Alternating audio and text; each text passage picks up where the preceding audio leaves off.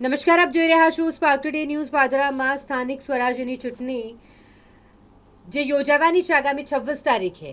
ચૂંટણી કામગીરી અને ફરજમાં રોકાયેલા સરકારી કર્મચારીઓએ પોસ્ટલ બેલેટથી મતદાન કર્યું. તાલુકા અને જિલ્લા પંચાયત સહિત નગરપાલિકા માટે પાદરા મામલતદાર કચેરીએ પોસ્ટલ બેલેટ મતદાન દ્વારા કર્મચારીઓ દ્વારા મતદાન કરવામાં આવ્યું છે. 26 તારીખે જે ચૂંટણીની કામગીરી થશે અને ફરજમાં રોકાયેલા સરકારી કર્મચારીઓ કે જે મતદાન કરાવતા હશે તેઓ માટે આ પોસ્ટલ બેલેટ મતદાનનું આયોજન કરવામાં આવ્યું. મામલતદાર કચેરી ખાતે પોસ્ટલ બેલેટ મતદાન યોજાયું, જેમાં પાદરા મામલતદાર કચેરી ખાતે નગરપાલિકા વિસ્તારનું, તાલુકા અને જિલ્લા પંચાયતની બેઠકો માટે અલગ અલગ મતદાન કેન્દ્રો પર મતદાન યોજાયું હતું. તાલુકા પંચાયત, જિલ્લા પંચાયતની સ્થાનિક સ્વરાજ્યની ચૂંટણીઓ 26/4/2024 રોજ યોજાનાર છે.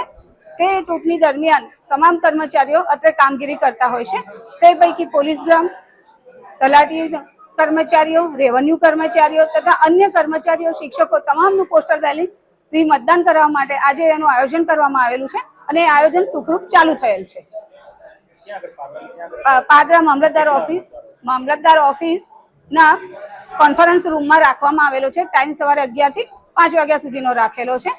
હાલ વડુ મતદાન મથકનું પોલીસ સ્ટેશનના કર્મચારીઓનું મતદાન ચાલુમાં છે.